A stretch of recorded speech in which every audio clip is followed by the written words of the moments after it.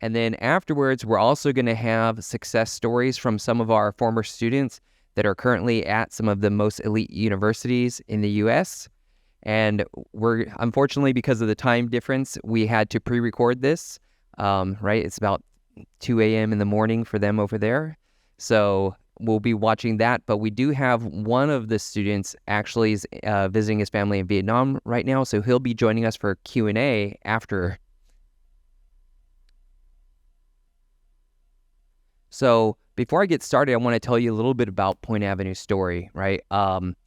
Danny, our CEO and founder, he'd actually been doing admissions consulting and mentorship for about 10 years in China before they decided to make the move over to Southeast Asia and started up in Hanoi, right? In 2018, opened our first center there. The following year, we opened a second center in Hanoi. And then right at the start of the pandemic, excellent time to start over here, we opened up our Thailand branch in 2020. And have been going really strong. And just last year, we opened the True North School, also in Hanoi. So we've had a really great expansion story over the last 5 years. And really, this is kind of, I don't know, maybe some of you saw as you guys were coming in, our motto, character first, right? And we believe that the way to become a successful individual is really by developing your character at the beginning. And the way that we accomplish that is by having our philosophy of mentors as the foundation, right? In order to be able to develop those important life skills, right? You've got teachers that teach you the academics, but the things that really affect people's success, that comes a lot from mentorship and those soft skills that we don't necessarily learn in school. So let me go and introduce our mentors. So first, I'm Jay Bills, and I'm the head of admissions consulting here at Point Avenue, Thailand. We also have Grant, who's our essay writing specialist. He has over 20 years experience as both a writer and editor in newspapers and an international or a national magazine within the U.S. Then we have Cookie, who's our EQ specialist. For those of you guys that don't know, EQ is emotional intelligence. She has 2 decades of experience as a parenting coach and also family mediation. And finally, we have Kieran, who's our career development specialist. And she has a lot of experience helping our students build amazing profiles that eventually help them, also help them develop skills, but eventually helps them to become very successful applicants when they are ready to apply to college. So we have a great team here. And because of this great team, we've had amazing results, including just this year alone. But some of the very top universities, Harvard, Princeton, UPenn, Berkeley, Cambridge, MIT, UChicago. So a lot of great results. We've had over 530 acceptances to top universities over the last 5 years. In a lot of our students in Vietnam are seeking financial aid, and 100% of those that needed financial aid, we were able to get that for them to help them cover college tuition. So, if you are someone that is thinking maybe U.S. university is too expensive, please talk to us because we definitely have a lot of experience in helping students get full financial aid packages. And we've had over $28 million in financial aid awarded to our students.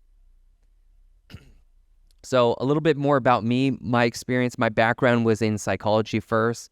Actually, before I even did that, I've got 15 years of experience in IT and telecom management.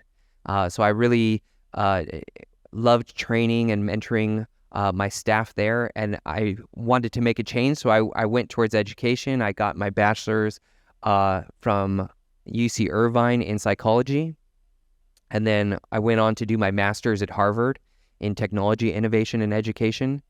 And I've been working mentoring students and helping them to apply to universities now for 10 years. And I've helped over 150 students get into top universities myself. So the reason we're here today is because, as we've all experienced, COVID has been a really strong impetus for change in our lives as well as in academia.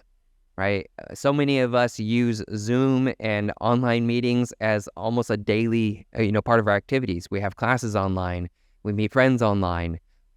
Whereas pre-COVID, we weren't really doing that. So there's been a lot of changes that have been happening within academia as well, that COVID kind of kicked off this kind of spark of new ways about thinking about how we do admissions and just how we do university in general. So it's really important for us to understand these new ways so that we can be prepared on how to be the best applicant we can be.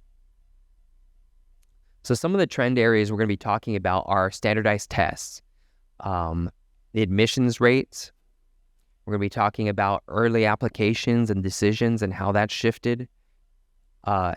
Essays and ChatGPT. We've got a couple of younger people in the audience. We know, it's so many people are using ChatGPT as a regular part of life, and that has really kind of affected how people are thinking about essays, as well as legacy and tuition, right? Are also things that we're going to talk about have been changing, and there's going to be more change ahead with it. So let's look at the trend for standardized tests first. As most of you guys all know, when COVID happened, the schools almost entirely went test optional, right? Because of lack of availability. So once they started doing this, now it kind of opened up the idea of, do we need the tests? And, a lot of our students here were asking, should I be testing, right? Do I need to actually do it? And it's kind of a bit of a mixed answer there. But we started seeing more changes even just this last year, right? Where a lot of the schools decided they were going to extend their tests optional, but some, like Columbia, Williams, and Mary, made it permanent. They're not planning to go back to tests required ever. But a few others, especially, it kind of revolved around the states, went back to requiring tests. So certain states like in Georgia, Florida, Tennessee, and Mississippi have really moved back to requiring tests, while the majority of the states have stayed test optional.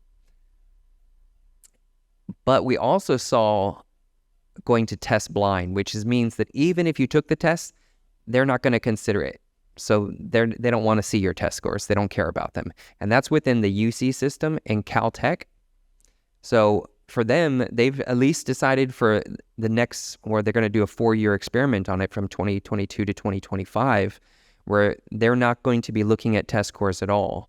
And they want to kind of see how that plays out. And so it could, once that experiment's done, could start spreading more to other schools going to the full test blind system.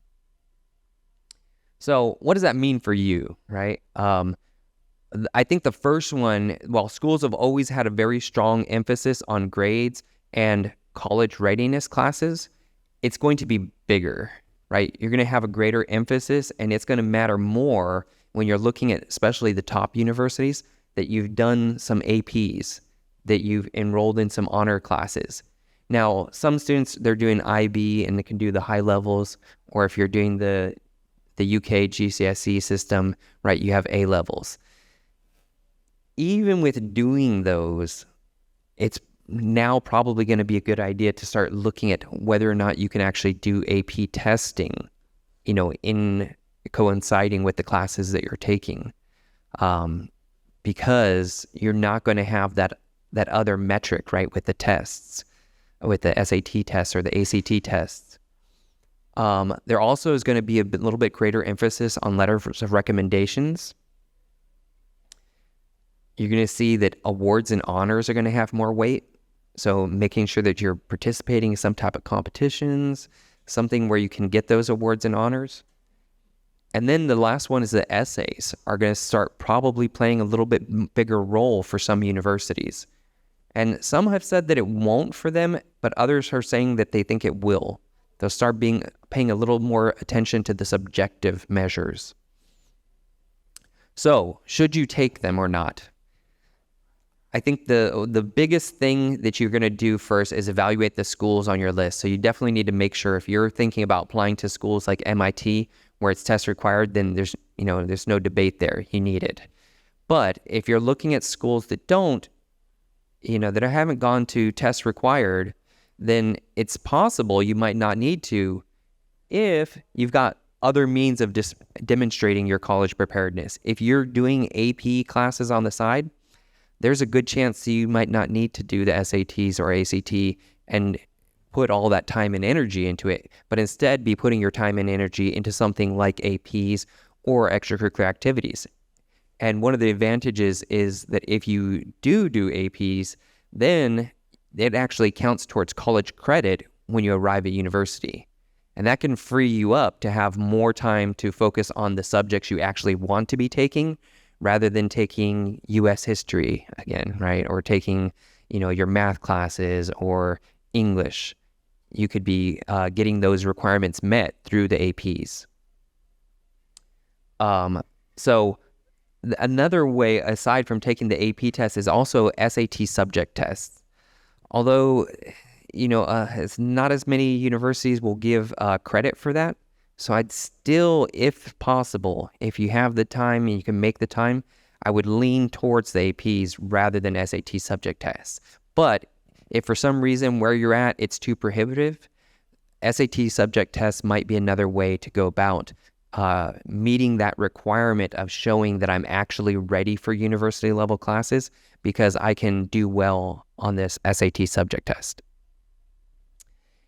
And the other thing you really want to be considering is how much time am I going to have to be putting into doing this test prep and work to get to the 50th percentile or above for my school, right? So the 50th percentile of people doing SATs is not going to cut it. What you really need to do is be looking at your school list and looking at the students that get accepted, where's their 50th percentile for SATs. And for especially a lot of the more elite schools, that area can be around like 1480, like the high 1400s. So if you're, going and doing a practice test and your scores are like 1180, 1200, and it's going to take you a lot of time, a lot of energy to get up to that 50-ish mark, maybe that's not the best way to spend your time. Maybe it would be better that you put it into something like doing the AP or the SAT subject test where it would take a lot less additional time to get that same need met.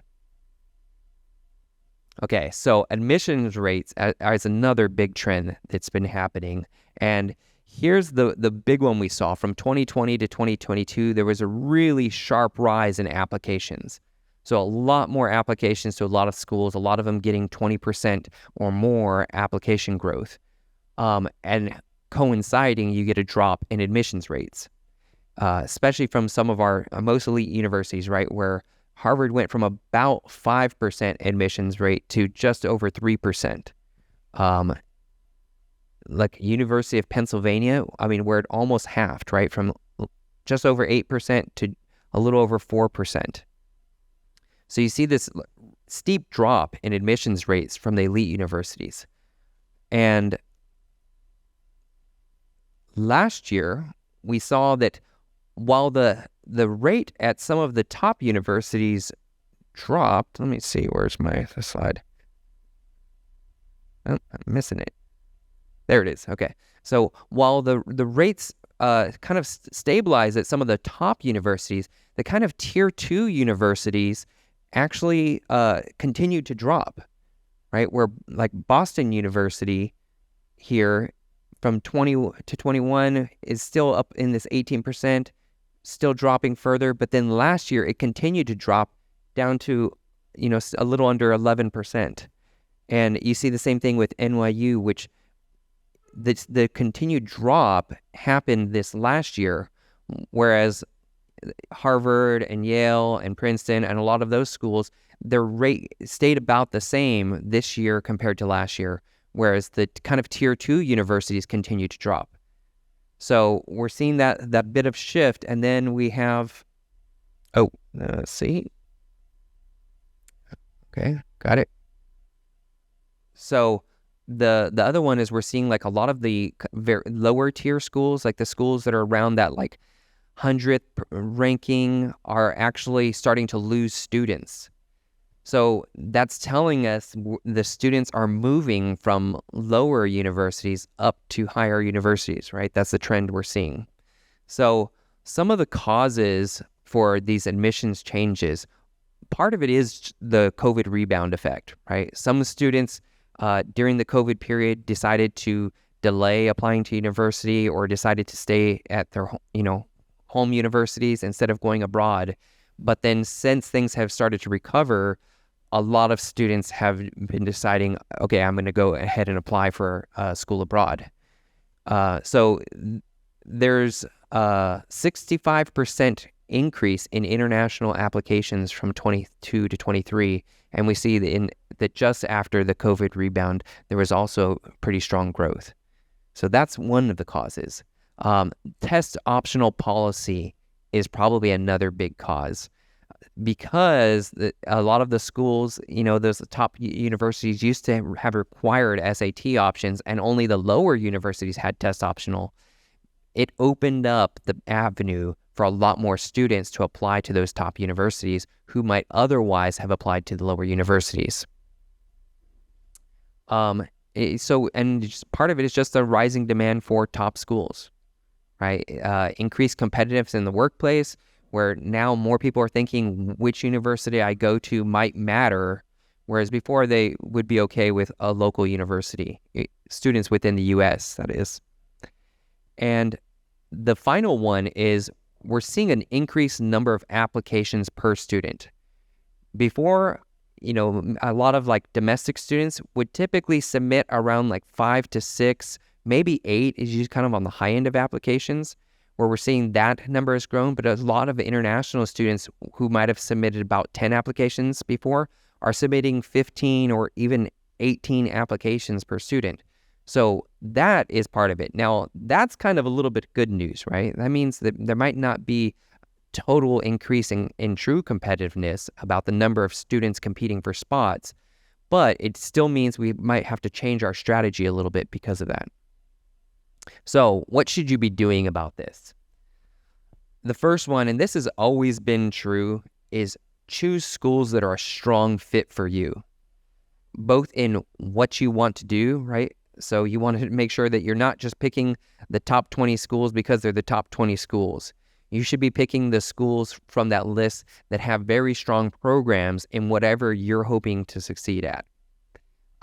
But then the other thing is really being honest about your profile and where you fit, and make sure that you're applying to as many schools where you're going to be a good fit for as you need to be able to get into those schools. So the other thing is, if you're looking at applying to those elite universities and you are a competitive applicant, there's a high chance you are going to need to up the amount of essays and the schools that you're going to apply to, right? You're going to have to probably apply to 12 to 15 schools, whereas before you might have been okay with just applying to 10. So increasing the number of applications might just become the norm of what we have to do when we're at that highly competitive level. The other one is being very strategic about your ED1 and ED2. So early decision is the binding decision. When you apply to that school, you make an agreement that if you accept me, I will attend. And they tend to have higher acceptance rates, but it's also partly due to the fact that they usually have the strongest applicant pool applying for ED. But you do want to work with a mentor to make very good choices about which schools you are going to apply to there, because it can increase your chances of being accepted. So, if you apply to an ED school that's too high, you're very unlikely to get in, especially because they have a very strong applicant pool to them. But you also don't want to, waste your opportunity by applying too low. So you kind of got to find that sweet spot. Also, work with a mentor. If you're thinking about working with Point Avenue, is great. But at least, work with your parents. Develop an application spike. An application spike is that one standout feature that when they look at your application, they think, oh, wow, the student that did that, right? And that's going to become, I think, more important now that we're going into this kind of era of really high competition university applications. It's no longer really optional. You really want to be thinking about how you can be doing this. And it's a really great way to develop your interests, right? Usually we don't want you just doing it for the sake of applications. We want you thinking about, what do I love to do, and how can I do things that are bigger and more epic with what I'm actually wanting to do. And it's a really great way to kick off your college career anyways. So another thing we're seeing is kind of some changes around how early applications are playing out with deferrals and wait lists. First, we've had record number of people applying early now. So about 50% of all applications this last year were early. So that's a new record. There we go. So you can see the change for many universities over several years. Like NYU has had like staggering growth in the number of early applications, but even schools like Cornell have doubled the amount of early applications they've had over the last few years. Brown, you got Boston University. So you're seeing, despite which school it is, having pretty similar growth patterns in the amount of early applications to those schools. So on top of that, that's, going to kind of affect deferrals. Now, deferrals have always been a bit high. Deferrals mean that when I apply early, instead of getting a rejection if I'm not accepted, that they say, okay, we'll push you back to regular decision. So that and it's actually a really nice thing. You get two chances for them to look at your application, right? But they seem to be remaining very high as a way to protect yields. And what that means is they don't want to accept too many students who aren't actually going to apply. So some of the actually very deserving and maybe very strong applicants are getting deferred because they're thinking, you know what, we'll wait and see what happens first and see whether or not they're still going to consider us during the regular decision round, because they think that we're probably not the school they want to go to. Also, this is one that was kind of very, very new to us. The early application, early decision deadline, for them responding, was very delayed this last year. Now, part of that was just the overwhelming number of applications. But what that means is that you're going to have to be applying to regular decision before you find out whether you've actually got entry to the universities that you'd applied to early. And we're still seeing about 50% of the class year is being admitted during that early application, early decision cycle. So they fill up about half of all their students with those early applications, which are usually the very highly qualified students. So there hasn't been too much change in the amount of admits. There were a few universities like Johns Hopkins University that did actually increase the number of students that they were admitting early, and they went up to 63% this past year, which is up 11% from last year. So this is kind of one of those trends that you're really going to be thinking about, which schools do I want to apply to very early so you're ready for this. The last one is waitlists really grew. They grew staggeringly. We weren't used to having so many students waitlisted, and I think this is partly for the fear that because they had so many applications and that they thought that the reason was many people are applying to maybe too many universities, that they would have a lower yield, meaning lower people accepting their offers. But that actually hasn't been true. About most of the schools are staying around that 85% yield, where 85% of the students accept their offers. And so one of the other trends that we've been seeing is that there are very few acceptances off the wait list. And now that can shift a bit from year to year, but it definitely seems like schools have been more accurate in their prediction models of students that will accept their offers. So if you're getting waitlisted, it's maybe not a great idea to hold out too much hope, right? So really develop a very strategic school list early. Right now is when you should be having your school list in plans. Really, I would hope for most of you that by the end of June, you've got that list finalized, right? That you're ready so that you can start working on essays, because those early applications are due November 1st for a lot of schools. So you want to be ready mid-October, ready to submit for those schools, which means you really have to be thinking about that list right now. You also want to look at all the schools that offer early action. Early action is the non-binding early application. So as many of your schools on your list that accept those applications early, you want to be applying early to them. And the worst case is you get two chances for them to look at your application, right? And that's a bonus. You're going to have to be applying, like I said, you're going to have to be applying to your regular decision schools while you're waiting for your early application. So don't wait. I know some of my students were hoping they would get their offers for their early stuff and then not have to apply to as many schools, which means less essays, it's less work. With this, I would roll straight into, as soon as you finish your essays for your early application, hopefully mid-October. You're not waiting to, for midnight, just before the deadline on November 1st.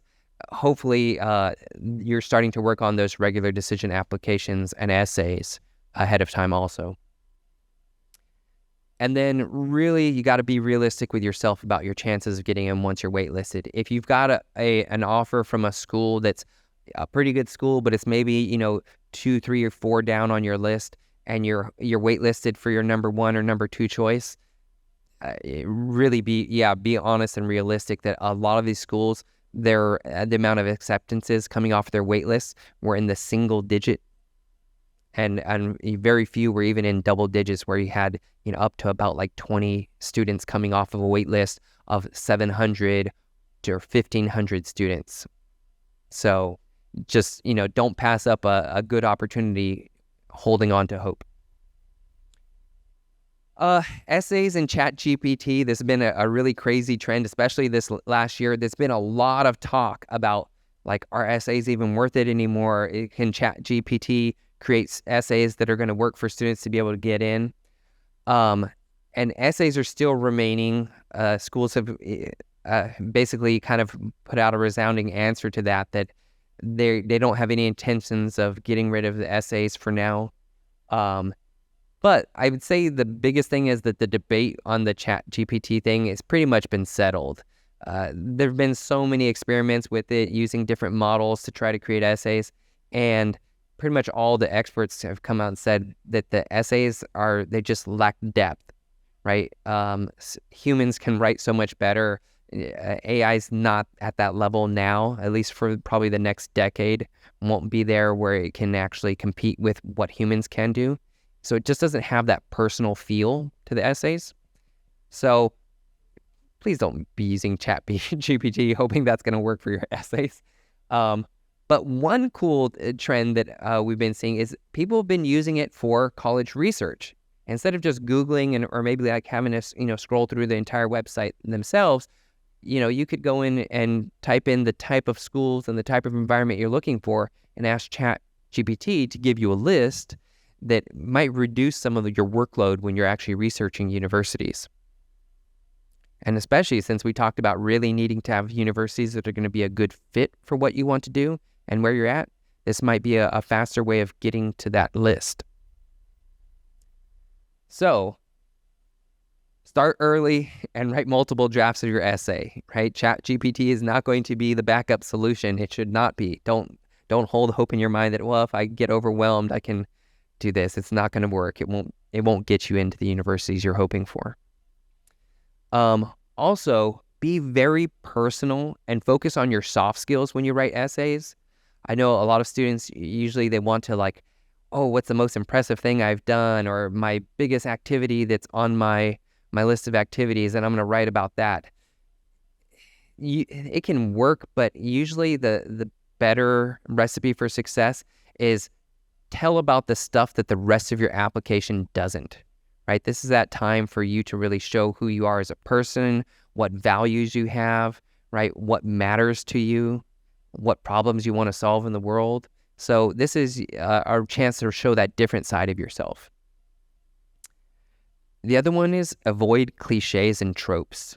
Tropes are common themes, right? And a great example of this is winning that, football game, or that last minute, play that you made, and oh my God, and the crowd went wild. They're so played out, and as soon as students start getting into that, the admissions officers are just like, next page, right? So make sure that you're telling a unique side of yourself, and that's where ChatGPT can't do it, right? It doesn't have these unique stories. Instead, what it thinks of are common stories. So this is one reason why you need to be working on your essays yourself to create that really personal story. Also, get a lot of feedback and rewrite. The essays, as we mentioned earlier, are going to have a little bit more weight than they have in the past, because a lot of schools are kind of moving to where they're not adding as much weight with the SAT and ACT. So make sure that you're getting a really great essay out there by rewriting. And use ChatGPT for research. It's great, right? Don't use it for essays. Legacy and tuition are another thing that's really up for debate right now. So I'm not sure how many of you guys are aware, but the U.S. Supreme Court is currently hearing and likely to overturn affirmative action. So affirmative action in the U.S. is basically where race is a considering factor for hiring or for admissions so that they can ensure diversity, right? Obviously, the U.S. has a very colored past with how they deal with race, and where a lot of opportunities were given to white people that weren't given to people of color. Now, the schools want to continue using race so that they can ensure that they have a diverse population, right? Because if they went completely race blind, maybe there are more opportunities, especially for white affluent families, than there are for Black families, where there aren't as many affluent families. So unfortunately, because of our court makeup right now, it's very likely to be overturned, and that could affect legacy. The other thing is tuition fees.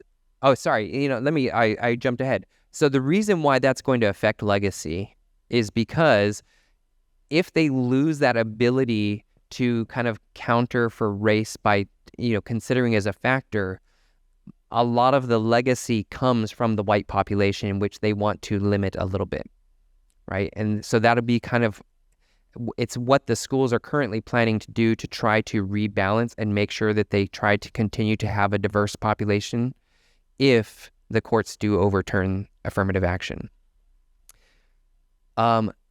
Tuition fees have been continuing to rise, and some by pretty drastic degrees. Stanford rose their tuitions this year by 7%, Duke 4.9%, Georgetown 4.9%, Brown 4.8%, Yale's 3.9%. Harvard is doing it at 3%. So part of that reason is inflation, right, where inflation has still remained high, even though we're trying to counter that in many countries right now. But it is one consideration that you have to think about. But while that has also been the case, financial aid has been going up. So schools are trying to, while they're increasing tuition, they're also thinking about how to make it affordable to families that need that.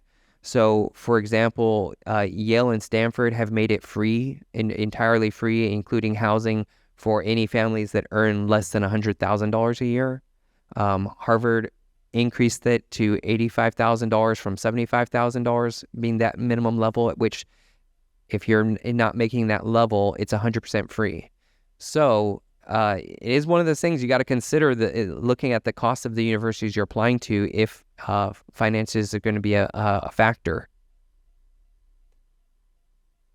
So some of the key takeaways you should have about these trends and how things are going is, if at all possible, think about taking AP tests.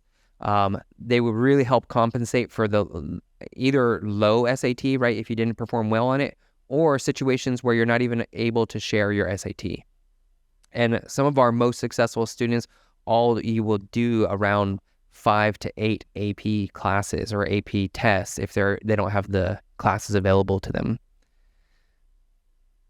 Create an application strategy and your school list as early as possible, which means right now. You guys are here at the perfect time thinking about this, because this is when you need to be getting it done. In the summer, before school starts, you've got to be getting your work done so that you're ready to apply to as many schools as possible early. If you're looking at those top 30 schools, the really elite universities, you're going to want to think about increasing the number of schools you apply to make sure that you can be successful, especially when you're looking at admissions rates of around 3% for a lot of these schools. You got to think, how many do I have to apply to in order to where maybe it all adds up to a reasonable percent. Also, work with a mentor, develop a very unique passion project, right? That application spike.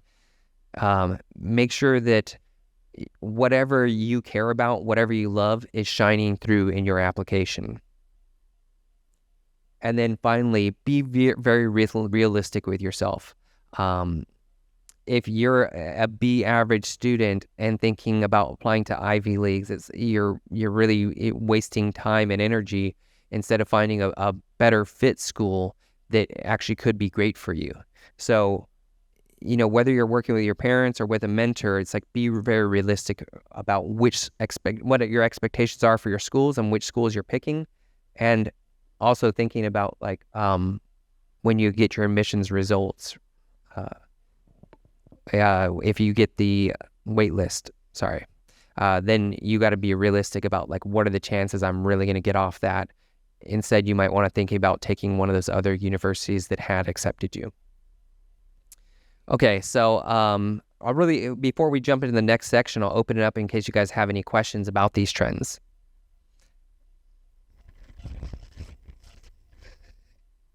And you can let me know if any of our online audience has questions. No? Okay.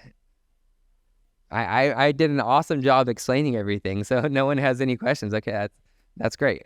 All right, well, if we don't need to do any Q&A on this, then we can go ahead and jump into our next section, and let me introduce you to some of our students that did get in, right, who are going to tell you about the things they did to get there. So first, we're going to have Eddie Lee. He's currently studying at Wharton, which is University of Pennsylvania. It's one of the Ivy League schools.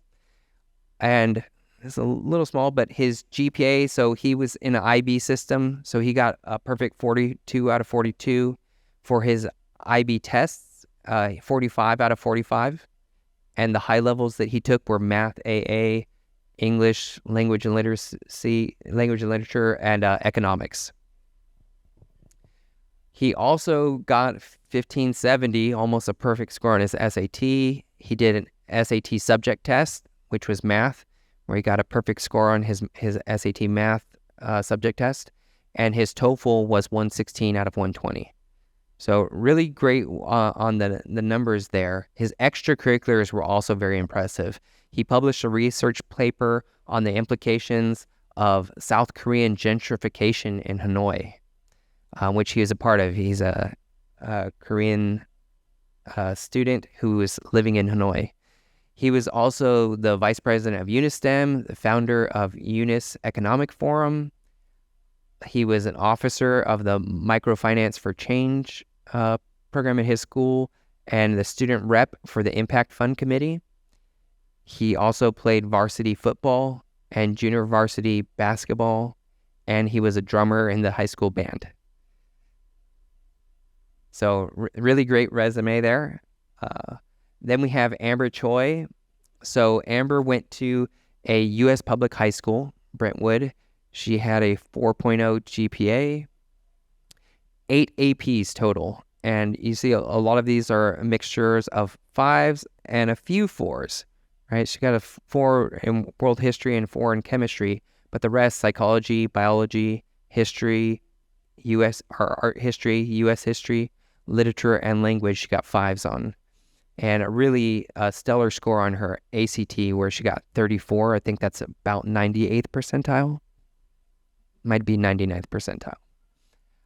She was also the president of the National Art Honor Society, president of the Veterinary Explorers Program, a board member of the Gay Straight Alliance, Posse Foundation finalist, Asian American Pacific Islander Scholarship recipient. She also got the Georgia Governor's Honor Program Visual Art finalist and School Visual Art Department Award. So she had a nice mix of leadership activities and awards for her profile, in addition to some really stellar scores, right? Zachary is attending Columbia University. Sorry, I don't think I mentioned. So Amber attends Vanderbilt University, which is one of the really great liberal arts colleges.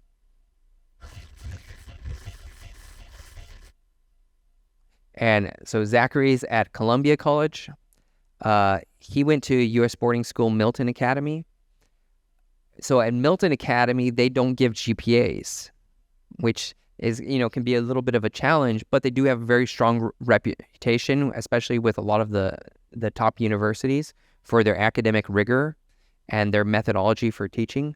So he really had to demonstrate his academic capabilities through a mixture of taking honors classes and advanced classes at Milton and achieving good grades. So even they don't give GPA, they get class grades. So, it's kind of a little bit challenging for students like this when they apply because they don't fit into a typical system, but still had really great success. And his extracurriculars were great, right? He had varsity, cross country, basketball, and track. So he's very athletic. He did a visual arts portfolio, and he had honors and awards in his arts. He co-founded a social enterprise where they created a photography website demonstrating the human condition. He also plays the cello, and he submitted recordings to the schools. He had awards for his cello, and he had hosted a charity benefit. He also interned at Point Avenue and a design company, so he had 2 internships, and he was the president of the Christian Fellowship Association at his school. So also a nice mix of leadership and interest, right? So he's big into the cello, he's big into his photography, his artwork, and he was able to demonstrate that through his portfolio. So this is what we mean developing that application spike, is focusing on the things that you love and doing it in a way in which you can demonstrate it really well to the schools. And then we have Hannah Neary, is actually Zachary's sister, who attends Harvard. She also went to Milton Academy, so similar situation there. She had to demonstrate her academic capabilities through she took all the honors classes that she could that were offered at her high school. She also took 1 AP self-study literature and had a really awesome score on her ACT, also 34, which is in that 98, 99 percentile range. For her extracurriculars, she's a member of the Asian Society, photographer for the school paper. She has leadership in Christian Fellowship. She also did the visual arts and music portfolio. And she had some really great activities. She did a summer camp at Brown. She had a summer internship at a photography gallery and a summer internship at a fashion label. So some really good activities showing the things that she's passionate about. And then lastly, we have Alexander Lamb, who's currently attending Berkeley. He went to Hong Kong International School. Not as high of a GPA, right? He's got 3.76 GPA. He had a good mix of APs and also, very good scores on his APs. He had 3 4s and 5 5s in macroeconomics, microeconomics, world history, chemistry, statistics. He also took 2 subject tests for the SAT. He took chemistry, where he got a perfect score, and math, where he got a perfect score, and also a very nice high score on the ACT, 33. For his extracurriculars, he founded and headed up Lay Up Your Dreams, which is an organization that taught underprivileged communities basketball. He also was the founder of Me for Kids, which was an MIT launch startup that he created in the summer of 2017. And he was also the co-captain of a varsity team and the lead engineer on a robotics team. So a lot of great stuff demonstrating his passion again. And that's one thing I want you guys to focus on. These are, you got to get them, right? You need the good scores in your classes. You need that high GPA, but it's not going to be enough. You got to make sure that these extracurriculars on this side are nice and heavy, right? That really show whatever your passion is. So now that you guys know about our students, let me go ahead and we'll start the pre-recorded interview with them. My name is Danny, founder and CEO of NPX Point Avenue. Thank you all for making time today. Could everybody please introduce themselves? So, Eddie, I'm a freshman at the University of Pennsylvania studying mathematical economics and computer science with a minor in statistics. So I'm Amber. I'm currently attending Vanderbilt University, class of 2026, in the School of Peabody, and I hope to be in child development. So my name is Zach. I'm currently a sophomore at Columbia College, and I'm majoring in urban studies with a concentration in philosophy. Well, I'm Hannah. I'm currently a senior at Harvard, and I study the history of science and also visual arts. I'm a senior at the University of California, Berkeley. I'm currently majoring in data science. This coming fall, I'll be continuing my studies at Berkeley, where I'll be doing a master's in information and data science. Would like to know a little bit more. When did you get serious about studying and what motivates you? In like the beginning of 11th grade or the summer before 11th grade, for the first time, I kind of had top level or overarching goal. That was like coming to Penn. If A is studying and B is like, I didn't have a B, like I didn't have a goal. I didn't know what A was going to lead me to. But after I genuinely like researched and I now know that A is something, A in this case, which is studying, is a stepping stone or prerequisite to getting to B, which is a goal I genuinely care about and want to achieve. So I would say like have a like top level overarching goal, which can be like a dream school that you genuinely want to go to. They can make studying a little easier, I think, that way. I think when I really got serious, just sort of independently, was actually the first semester of college, because that's when I realized how much control I have over my future and what I can choose towards like my career, but also just my personal life. Around the beginning of my junior year, when I realized, okay, I think in order for me to actually do something in the future, in order for me to get into a good college, I think I need to begin trying hard in school. I need to get my grades up. Now I'm a college sophomore. A lot of my motivating factor just comes from wanting to make my parents proud, also just wanting to make myself proud, right? Because at the end of the day, your parents can motivate you only so much. Motivation can only come from external sources to a certain extent. However, at the end of the day, I think it's up to you, and it's up to you to find something that really drives you. I feel like I've always been pretty like academically driven, I would say. I think really it was in middle school. And then after doing a summer at Andover, which is a prep school in New England, I really fell in love with the environment and wanted to go to a boarding school. And I think being in that environment, like a prep school environment where everybody has this goal of going to a top school, I think it's kind of just always been on my radar. I really got serious about studying once I had clear goals and direction in my life. I think a big part of this were the talks that I had with you, Danny, at Point Avenue, and my parents about what I wanted to do with my life. So I guess through these talks, I was able to better understand that studying and doing well in high school would really lay an important foundation for the rest of my academic and professional life. Wow, that's some really great advice for the young listeners.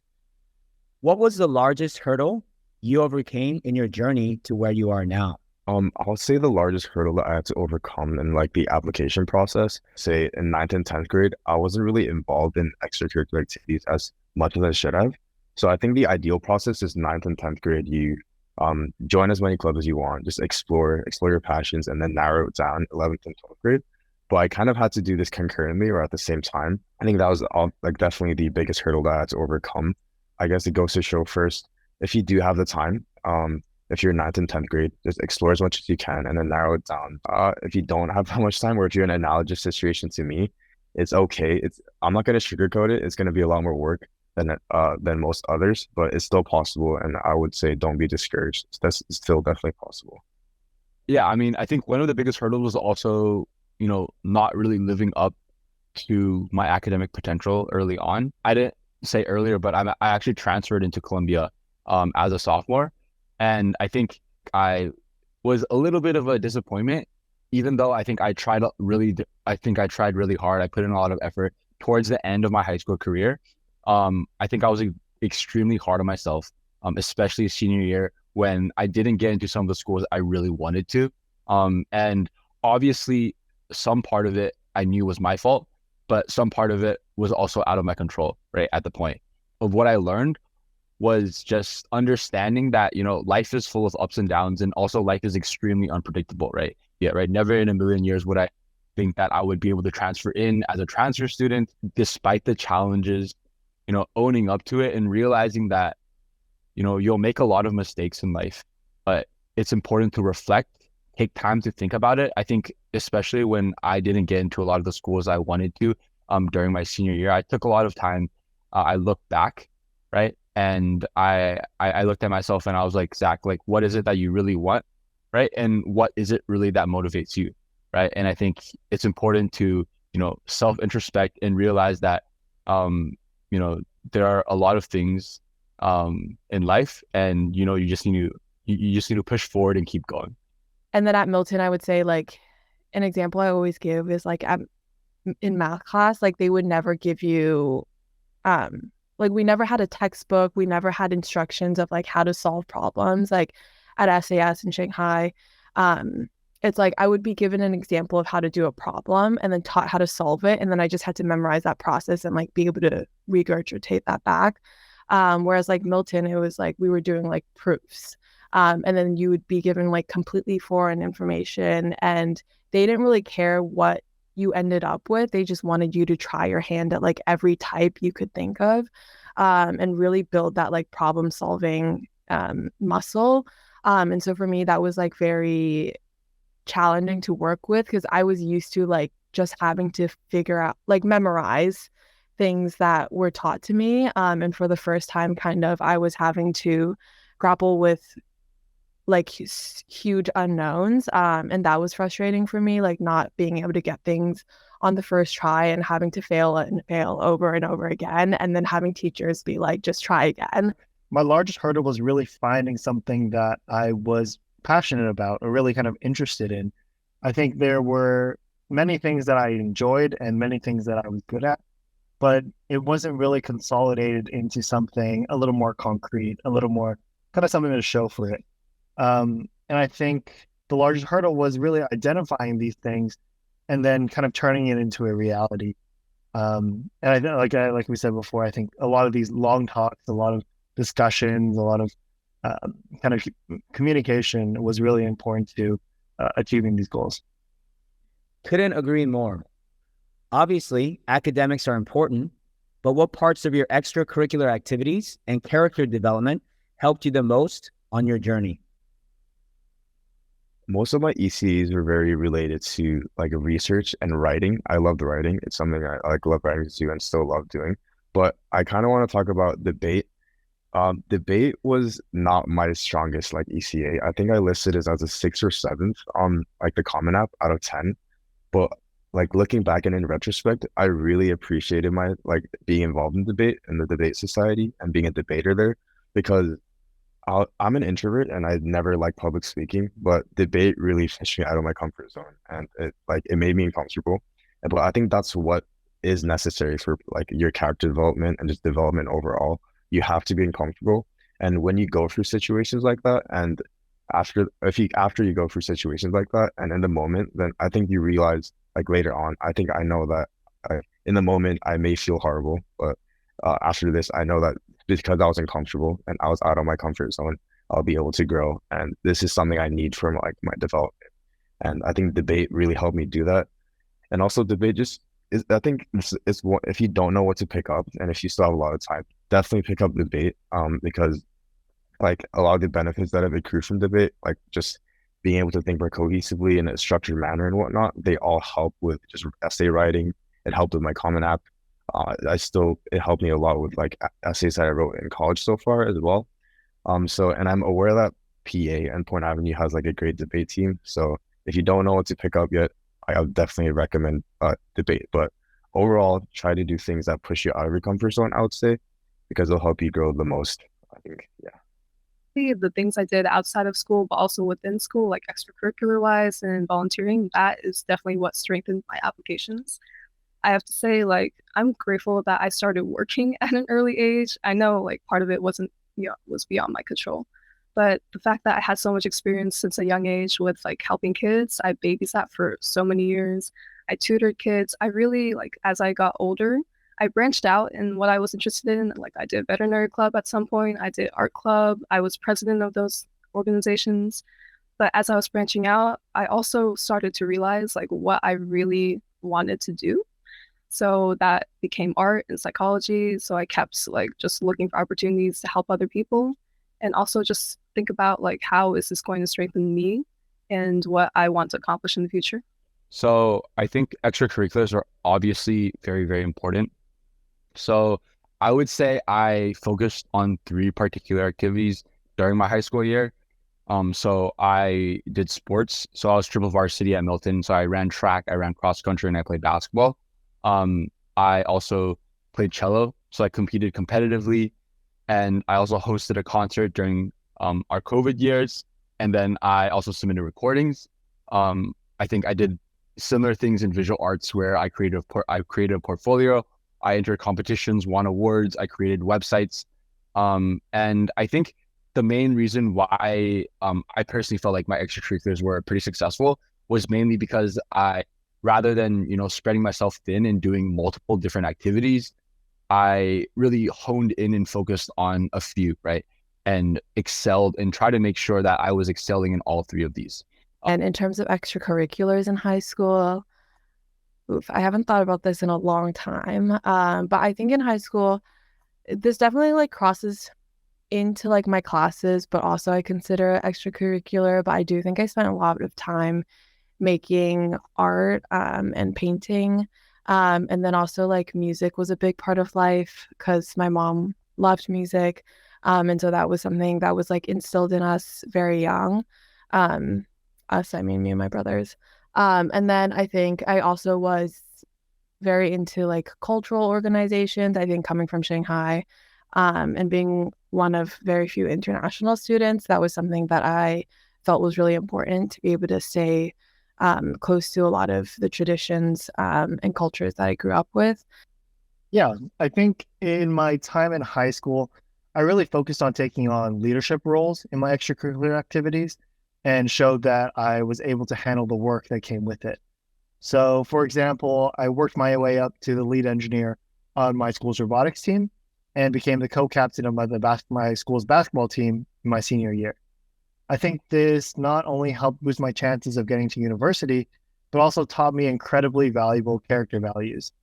I learned how to motivate others and delegate tasks while also exploring my weaknesses and strengths as a leader. Great points. Great points. So how did Point Avenue working together with you and your parents help you define, reach for, and achieve your individual success? I think what I really appreciate about the Point Avenue stuff is like your relationship doesn't end with them. Like for example, like I think I learned SAT from them. But your relationship doesn't end with when the SAT camp ends. So that's to say, even after learning SAT from you, Danny, I was still able to like reach out to you. You were a mentor for an organization that I founded and was working on in 12th grade. And even 2 months ago, I was like in a situation where I was like very stressed about military and whatnot. And I reached out to you and you responded right away and you were able to help me out and connect me with people that you thought would be able to help me. So I think Point Avenue really like genuinely cares about you as a student, and like when you work with them and your relationship doesn't end, like it's yeah. So that's what I really appreciate and I learned from Point Avenue. And yeah, I think that's something I took away from Point Avenue and hope to do as well in the future too. Like this is the definite truth. Point Avenue was one of like the proudest moments of my life that I can like highlight. Because I remember like sitting there at the end of like, I suppose like at the end of our graduation after the 3 weeks. And I literally like, I cried because I had pushed myself so much in those 3 weeks, but also like, I realized the extent of what I'm capable of. And even in such a short time of 3 weeks, I improved my SAT score by so much, but I bonded with like so many people and I led so many people at the same time. So I definitely have to say like that was a moment where I realized just how much autonomy I have and how much I can form my future. I would say that the biggest factor, and the biggest thing that Point Avenue really helped me with was definitely character building. I think one interesting part of Point Avenue and their kind of ethos is not just focusing on academics, right? Not just focusing on honing extracurriculars, but they really care a lot about the person, right? And I think this is something that separates this is something that separates Point Avenue from many other institutions and many other academic institutions, in that they really care about someone's character development, right? It doesn't matter how smart you are, right? It doesn't matter how hard you study. It doesn't matter how many A's you have. If you're not a good person, then you will really get nowhere in life, right? And so I think for me, I think I interned and was really close. And I think I had a lot of interactions with Point Avenue during my development years. I think from around 13 to 18. And these were very pivotal years in my life.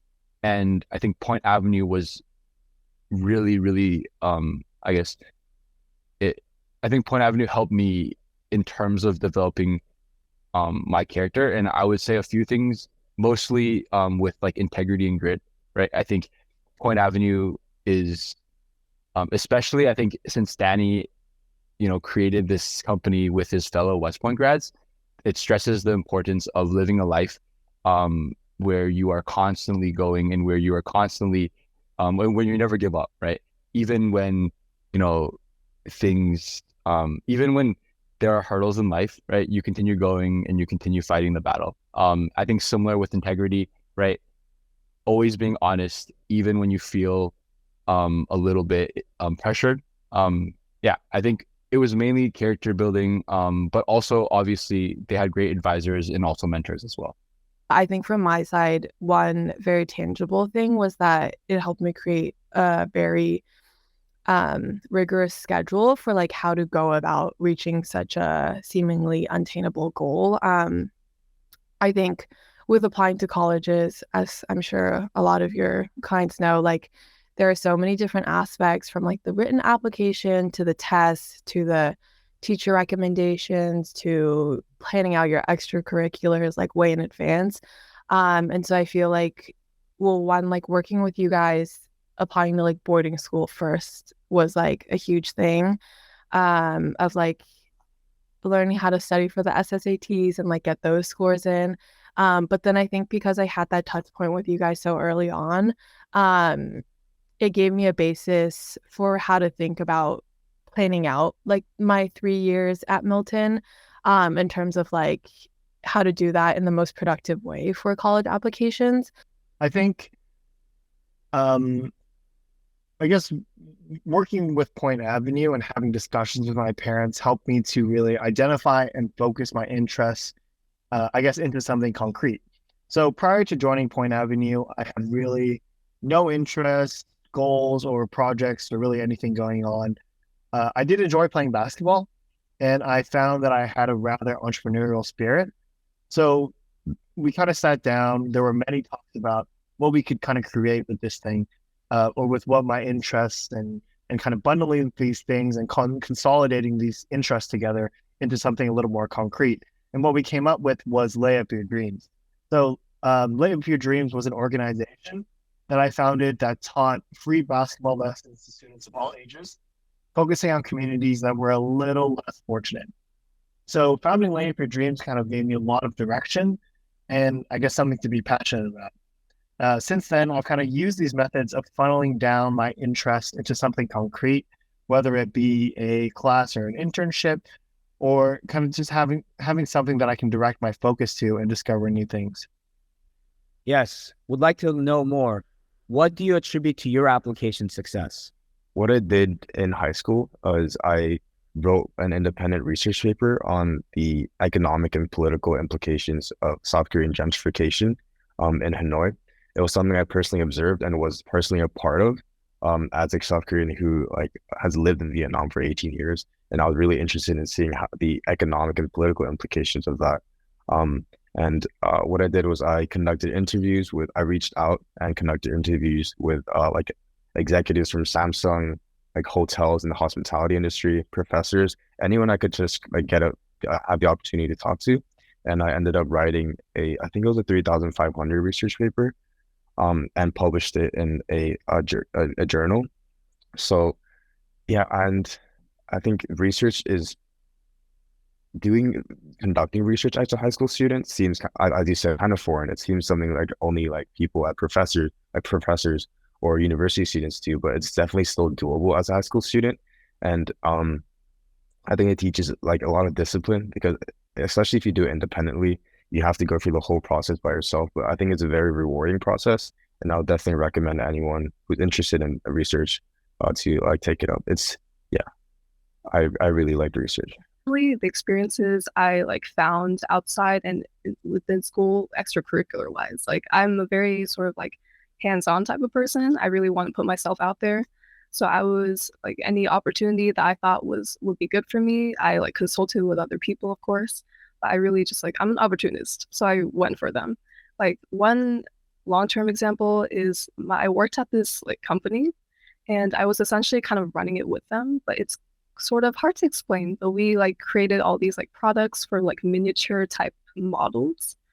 So like that experience, which went on for 2 years, really helped strengthen me as a leader, also just like working in a professional setting. So I would definitely say all these just unique experiences I've had really pushed me to become like a strong candidate. Yeah. So I would say that the biggest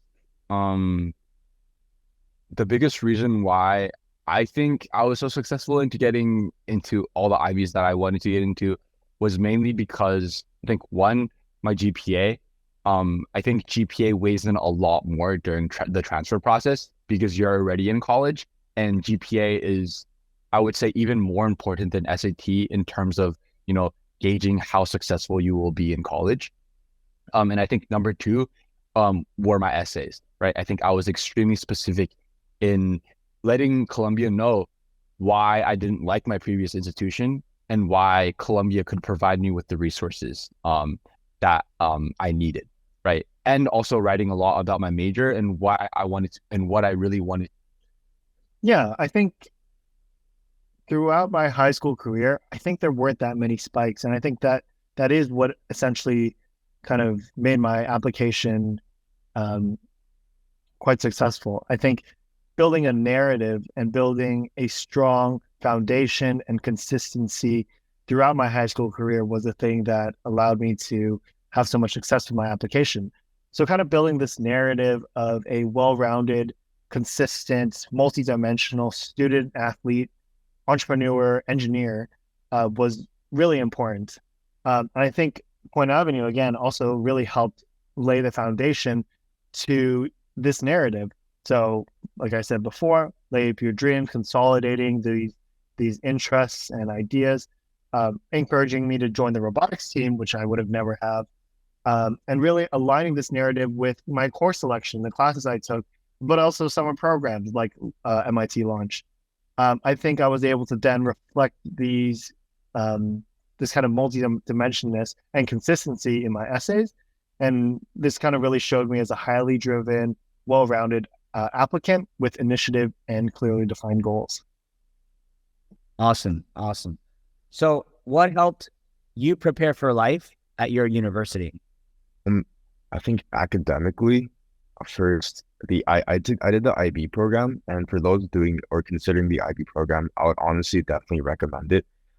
Because one of the first things I realized here at Penn is that the courses are very, very fast paced, and you're expected to be independent and for you to take initiative. That's to say, you have to take initiative by yourself. So I took Math HL in high school for IB, and I would say that 2 years worth of content was condensed into one semester for me here at Penn last semester. So it's much more fast paced. And IB, the independence that IB teaches you and just expects of you for assignments and whatnot, translates well to college. I think that there were definitely a lot of things that helped me prepare. I went to a boarding school, as I previously mentioned. I went to Milton, and I would say college life is very different than what many people assume, right? I think a lot of people say college is, the happiest time of your life, or at least the happiest 4 years of your life. And I think obviously parts of that, sentence rings true, but also parts of it I think is a little bit false in the sense that it may seem like a place of, oh, you're always happy, right? You're kind of in this utopia, but that's not really true, right? I think it's a really scary place when you first enter because you go from, living in an area where you know everyone, right? Where you're kind of in a small bubble and you're kind of just thrown into this, ocean of people across the world, and you're told to, study hard, do well, right? Live in a dorm by yourself without parents, cook your own food or go eat dorm food, right? And also, meet new people, right? And this this in combination with so much of your life, I think is what makes college so difficult, but also what makes college so fulfilling, right? I actually think like the rigor of my high school really prepared me for this place, I think. And also like my initial transition from like Shanghai to a boarding school. Most of my peers here, I would say, had a really hard time freshman year in college, transitioning um, to this kind of environment and this pacing. But I think because I had spent 3 years at Milton prior, the transition for me actually felt very smooth and very easy and doable.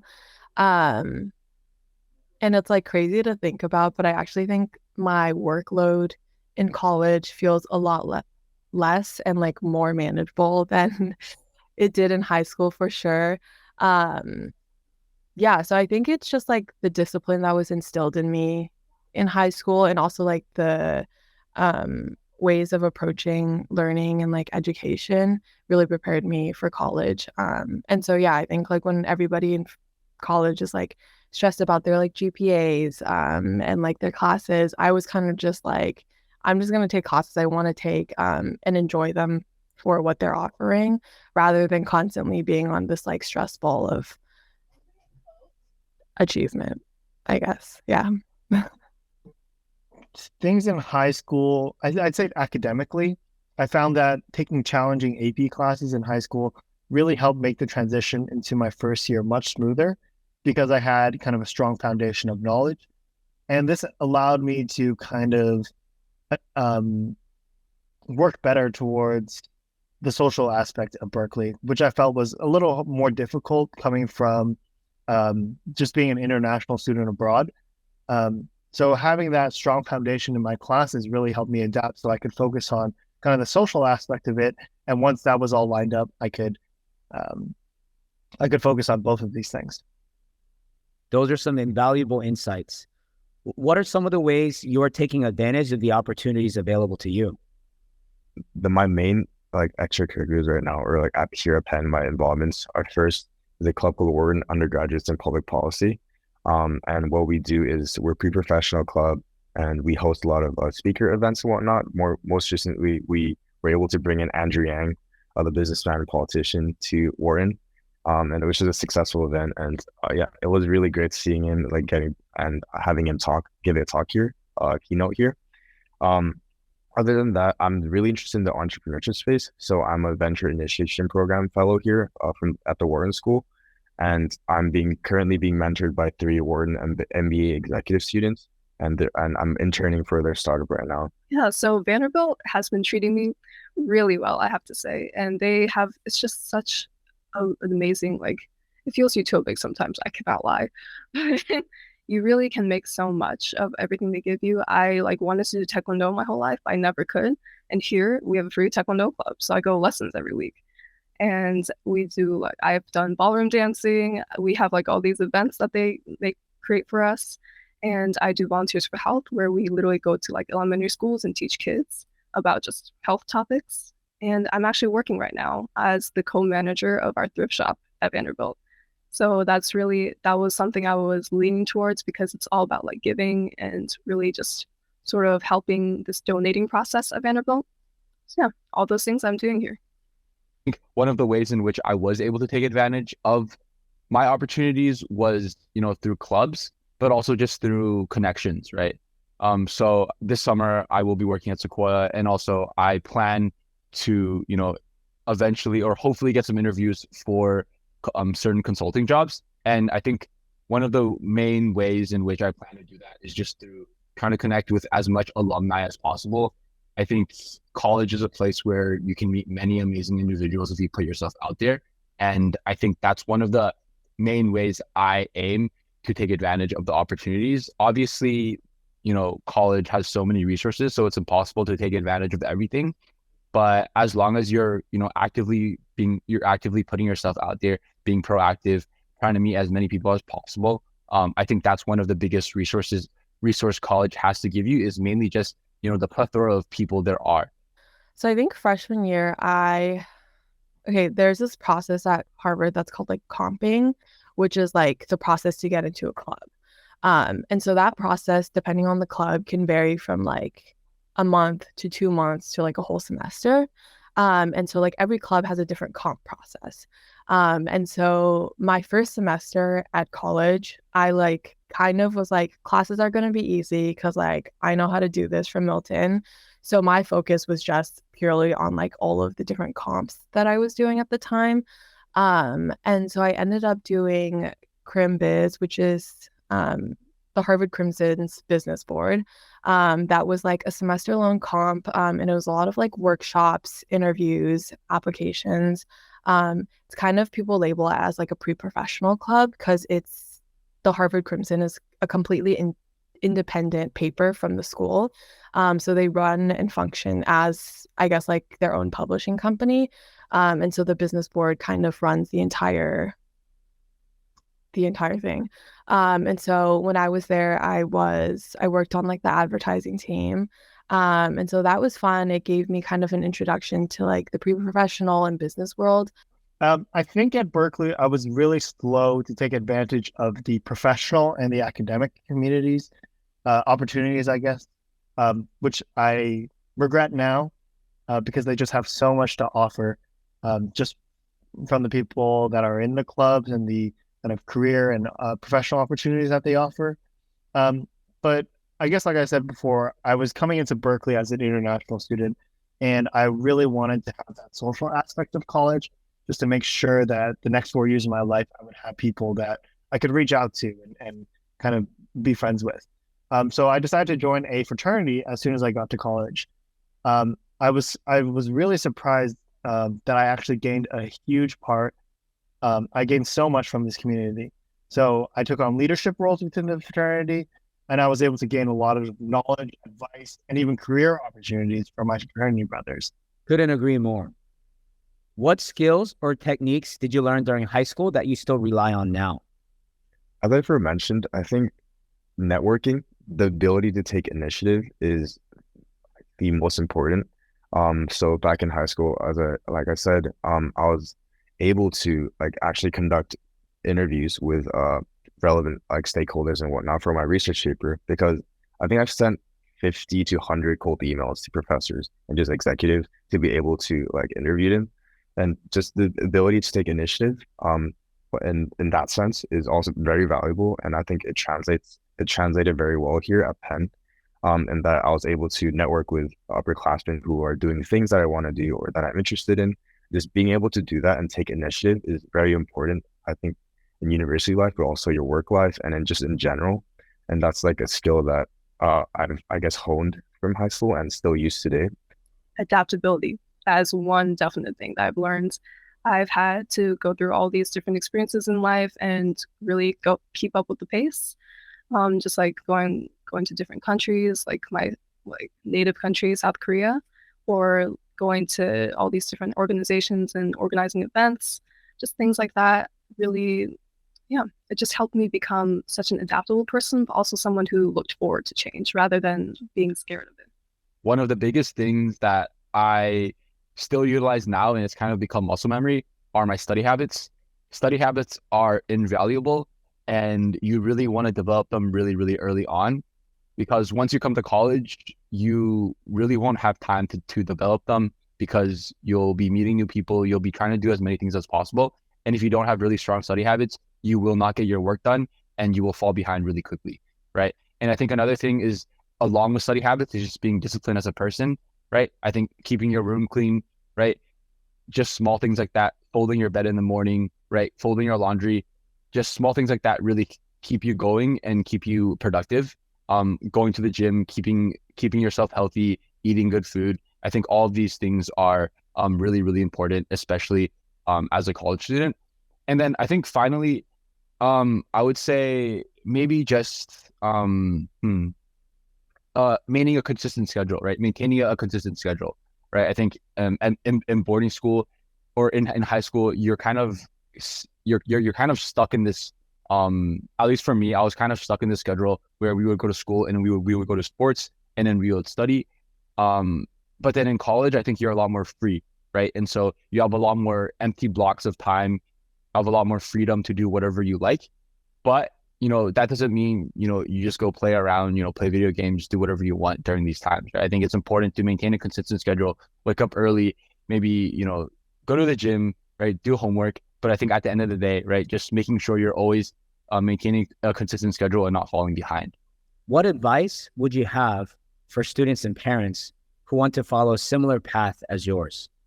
Generally, I've been taking advantage of just the network here, the vast network of professors, alumni, upperclassmen that I have by initiating coffee chats, just talking to them and learning a lot from them. One thing I learned that it's hard for them to say no to a college student who's very passionate and wants to talk to them to learn more about them.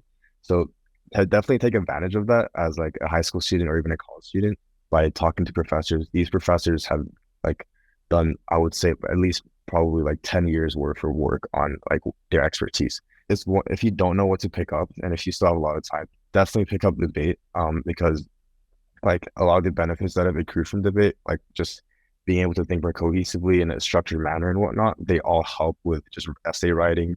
It helped with my Common App. It helped me a lot with essays that I wrote in college so far as well. And I'm aware that PA and Point Avenue has a great debate team. So if you don't know what to pick up yet, I would definitely recommend debate. Definitely keep your mind open to realistic possibilities. I mean, I know colleges are selective and there's no definite whether you'll go to this college or that college. I would definitely say understand all of your options and find all the pros and cons of each option, and wherever you end up, it's really what you make of it, because you have the power to make your choices. You are an autonomous human being. So whatever you choose, wherever you end up, you'll be able to set the path going forwards.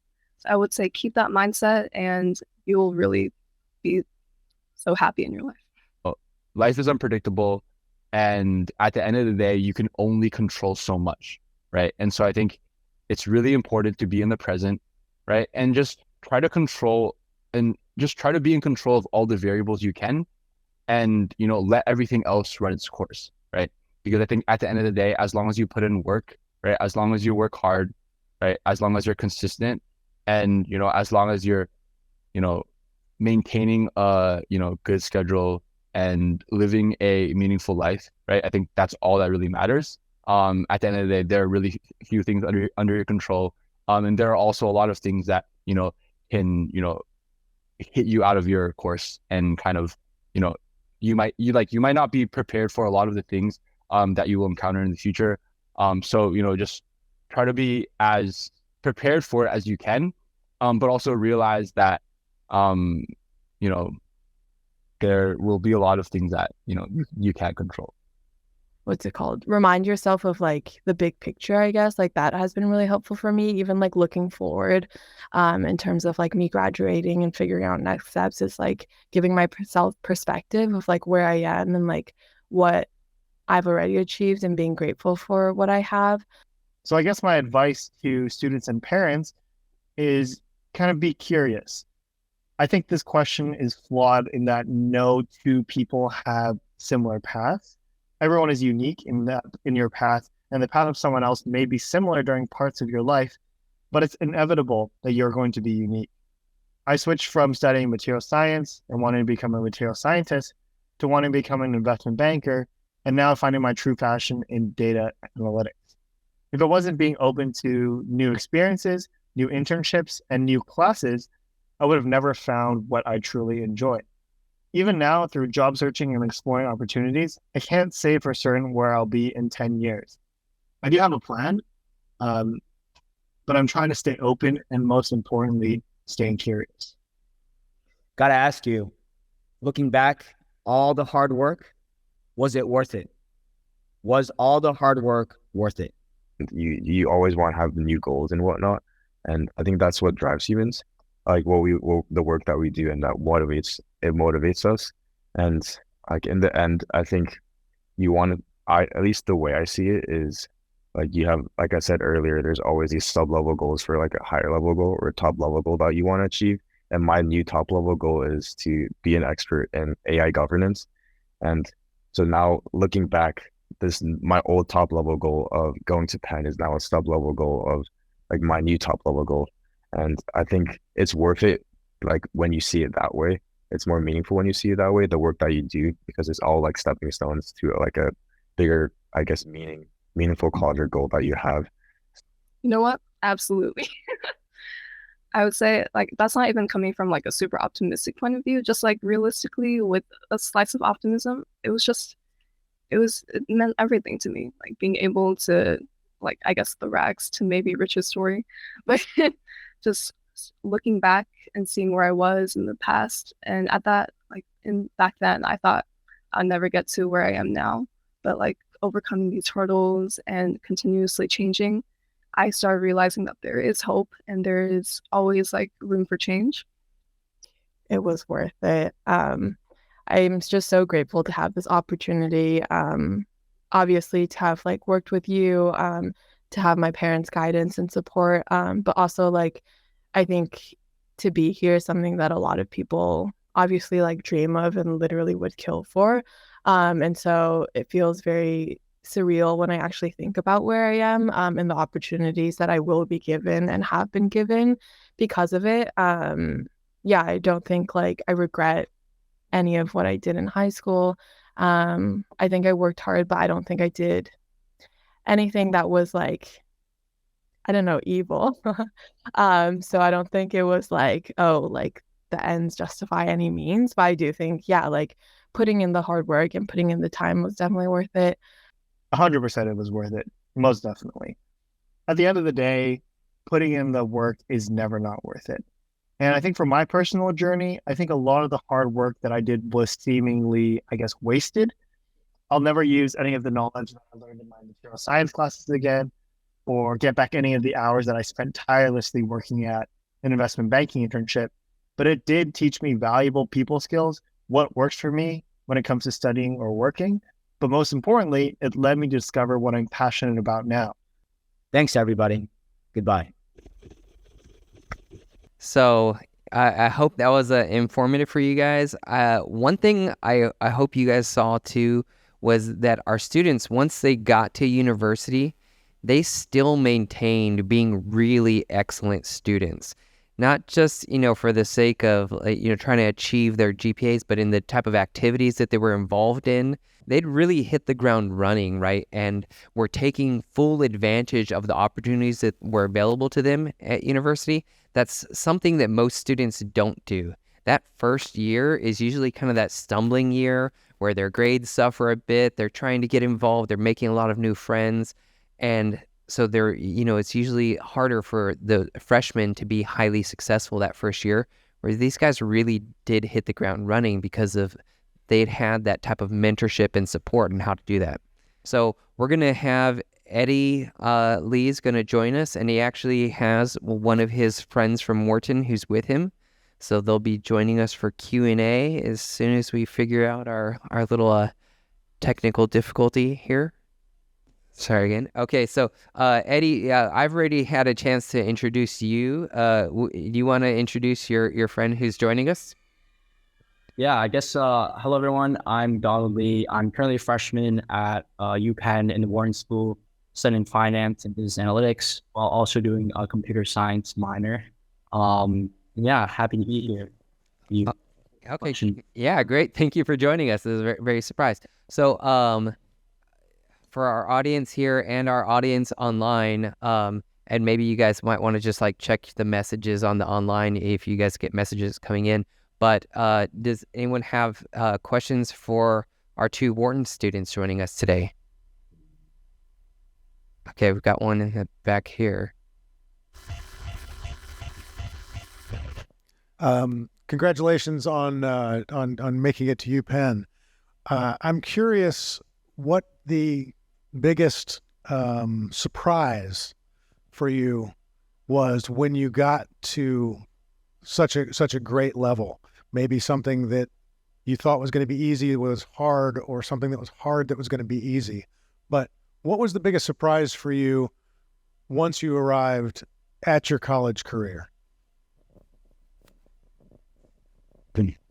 Yeah, I think with me, obviously going to such prestigious, institution, you kind of feel like, oh, okay, maybe some classes are too hard or whatnot. So coming in, I wanted to study business and finance, right? Then Penn is really awesome in the way that they actually explore different topics. So like I guess the type of classes you're taking. I guess like I'm a finance major. Like this past year, I took a programming class, a discrete mathematics class, and so I think you come in with this idea that okay, maybe, I'm a finance person, not really like a sys guy, and these sys classes are really hard, and I won't be able to succeed. But I think when you enter college, if you have the mindset that like, okay, I can achieve anything with like enough practice, while also like enough working, but also working smart and studying in a very strategic way. And so doing that, I was able to succeed in like computer science classes, and I never thought, I would have been able to do that coming into the place. So I think, dabbling in topics that I really thought I would have been in this place is something that, I've really enjoyed. Yeah. For me, I guess in the same light, or I guess more so academically, I think I also briefly mentioned this in an interview, where how fast-paced courses can be at college. But at the same time, I also realized that the skills that I learned, like the studying skills and whatnot, I also learned from Point Avenue, are very transferable and just help me become adaptable in a college setting, despite it being cool. And that's to say, I think like a math course that would typically be, I guess, like almost a year and a half, IB is condensed into a semester. So it's a lot of work. It's very fast paced, and that's what I found most surprising in my first semester. But again, like I said, therefore mentioned, your skills are transferable, and you'll be able to adapt if you have good studying habits, you have good time management and whatnot from high school. But yeah, I would say that was my biggest surprise, like the extent to which you have to be independent with your studies and how fast paced they can be. Yeah. Okay, great question. Anyone else? When I see So she says when she saw your academics, you're already a good student. But okay, so she's saying since you already seem to have found a lot of your passions, like with economics and politics, especially like with doing your research paper, how important was the mentorship in helping you get to UPenn? Like, what exactly? Like, you mean by mentorship? So she wants to know a little bit more about the role that Point Avenue played in supporting you on your path to get there. Mm-hmm. So the staff at Point Avenue, as emphasized in the pre-recorded interview, they will help you with anything in general. So that's not just academic, that's not just essay, that's about like personal stuff. And Danny was able to help me not only throughout the college application, in which he was an advisor of a non-talk organization that I founded with my friend. And he was also able to help me with military stuff, as I aforementioned. So I just want to say the mentorship that Point Avenue provides is invaluable. They'll help you out with anything that you need. And I forgot his name, but as he said, they really help you build character. They care about who you are as a person, and that comes first. And when that foundation is set, they're also able to help you out with any other important aspects like academics and whatnot. And they really tailor the experience to you in the sense that they don't have like a one-size-fits-all solution for students. They listen to who you are as a person, what you want, what have you done so far, and just kind of like what the best strategy to like help you succeed as like a person. Yeah, I would, yeah. Yeah, so let me try to paraphrase a little bit because I think maybe it was a little hard to follow. So what he was saying that like so Danny supported him also in addition to the application, supported him by being an advisor for the nonprofit organization that he started. But he was helped also with like helping for the character development. And I think it is one of the hard things to quantify, right? Because when a mentor kind of lays the foundation for you, it's like so many things kind of grow from that it's hard to say, oh, well, they just did this or just did that. It is very, it's kind of one of the things where it's, the way we try to think about it is like we try to set students on a different trajectory for life. How long was your connection with Point Avenue, Eddie? So I learned SAT math and reading from them in 9th grade summer, I think. So it's been 4 years in high school and now almost 6 years, and I'm still in contact with people in Point Avenue. So he started working with Point Avenue in grade 9 with SAT prep for his like math and SAT. Yeah. So they want to know how you spent your summers preparing going up to university. So going up to university? So do you mean the summer right before university or just summer? Yeah, when you were in high school, like how did you spend your summers? Like what did you do for your summer activities? Mm-hmm. So I would say the most important summer was the summer before 12th grade. Because I didn't, as I mentioned in the like pre-recorded video, I didn't really have that many extracurriculars, and that was a time where I had to really ramp up and just do a lot of things. So the summer before 12th grade, I started my essays. I finished my research projects. So I wrote my research paper. I competed in an essay competition by Princeton and Oxford, where I submitted an essay in response to a prompt. I had to brainstorm my Common App and whatnot. So I would say the summer before your 12th grade is the most important. But also at the same time, the summer before that, I participated in a summer program by Columbia University. And that was just really a means to first, not only show demonstrated interest in just politics and economics, but also second, to just really explore that passion of mine through like a more academic and rigorous setting. So I think summer programs are a very nice way to do that. Go ahead. What was the summer program that you did at Columbia? Was it just a pre-college program or was it? It was a pre-college program. Okay, pre-college. So for those of you guys that don't know, pre-college program is where you get to go and kind of sample a few college level classes. So great question. You guys obviously have achieved well, but you've got plenty of road ahead of you. What big challenges are you really looking forward to in your next step? I guess with me, so I guess determining what I want to do after college. I think college is a really great time because I guess everyone comes in wanting to study one thing, but then you go on campus and you learn about different opportunities in terms of like academic subjects, but also like professions out there, and you really get like a bigger scope of the world. So I guess like the challenge that I'm looking forward to is just figuring out what it is I really want to do. Because as I mentioned, I'm wanting to do finance, and I still do right now, but I've also looked into like computer science and maybe like managing business and computer science. A product management would be something that's super interesting. But with Penn especially, they really kind of like set the road as to like the different career opportunities out there. So I think, just determine what I really want to do. And then like these upcoming summers as well, like summer internships in college are pretty important, depending on what you want to go into. So I know at Penn here, consulting, investment banking are pretty big. So people, I guess, are recruiting for those starting next year. So I guess that's something I would do as well. Yeah. Analogously, I think you can't really ignore the fact that college does, at the end of the day, kind of set you up for what you want to do as a profession, like essentially for your whole life. And so it's always in the back burner of your mind.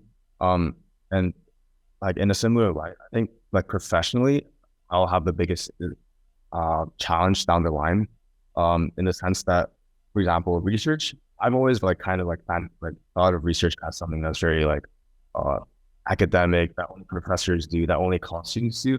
But that was something I did as an 11th grader before 12th grade, and it was very different from what I expected in theory and practice. And I think that applies to just professions at large as well.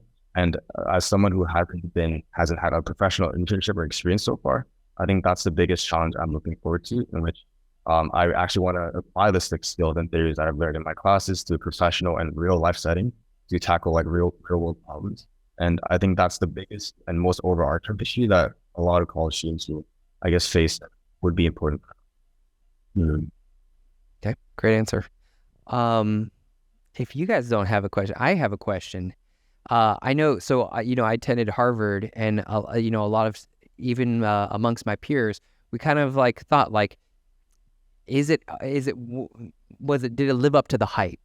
So how do you guys feel about your experience at UPenn? Does it live up to the hype and expectation that you had in your minds about what it would be like at an Ivy League? Yeah, I mean, personally, I think it definitely did. My first year of college has been absolutely amazing. I think the students here come from such a wide range of backgrounds, so I get to meet so many people and build and like relationships too.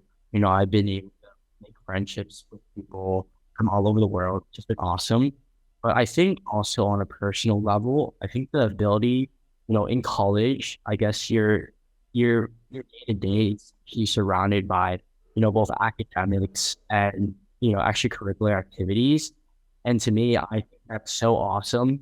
Like on a day-to-day basis, you're presented with so many opportunities to grow, both professionally and personally on a day-to-day basis. Like you get to meet people, as I mentioned earlier, but you're also learning about, different types of things. Like coming into Penn, I didn't know about like machine learning or AI or whatnot.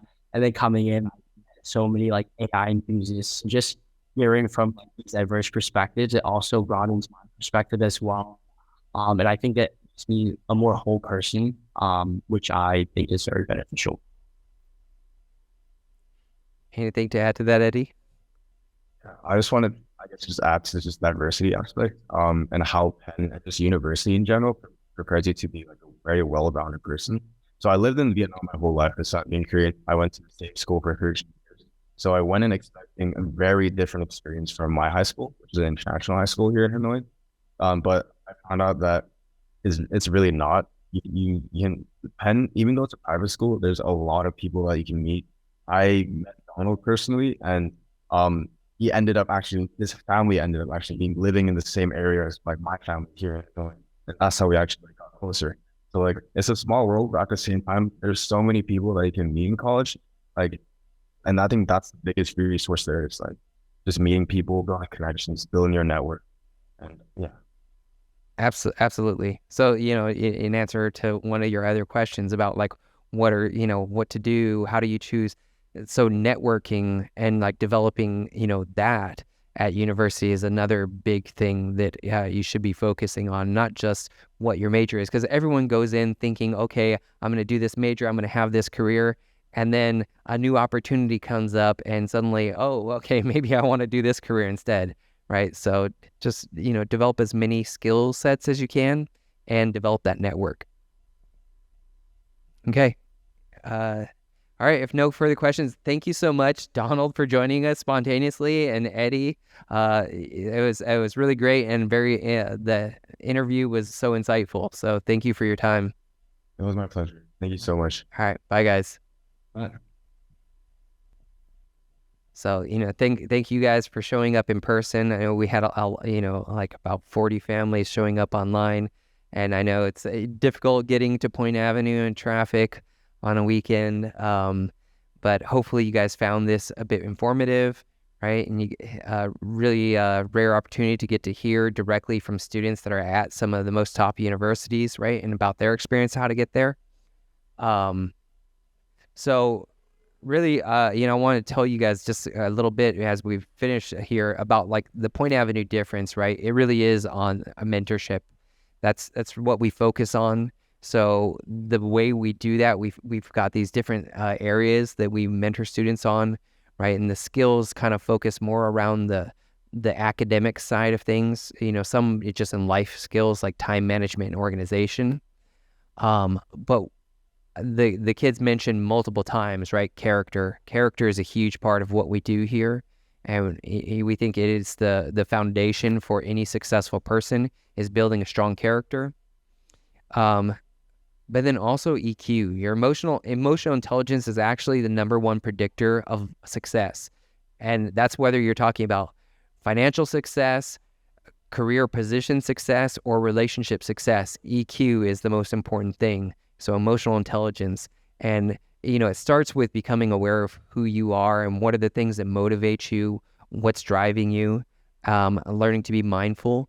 And then after, you can start applying that to social awareness, right? Understanding other people better and directing yourself better because you know yourself so well.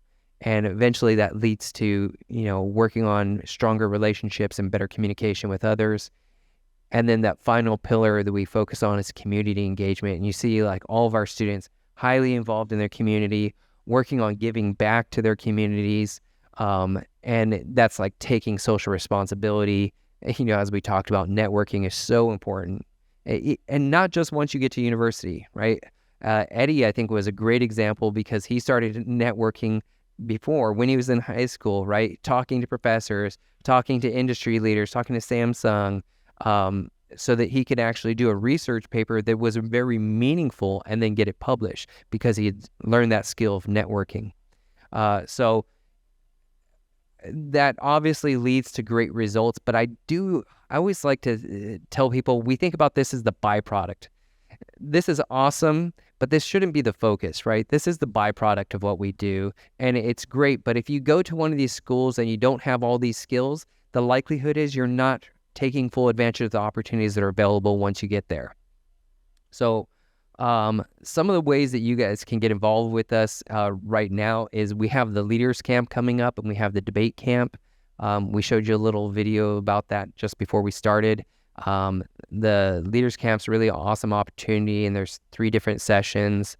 The Debate Camp, if you're especially if you're needing extracurricular activities, this is a really great way. We talked about honors and awards being one of those things that's going to become more weighty, especially as there's kind of a decreased emphasis on the tests.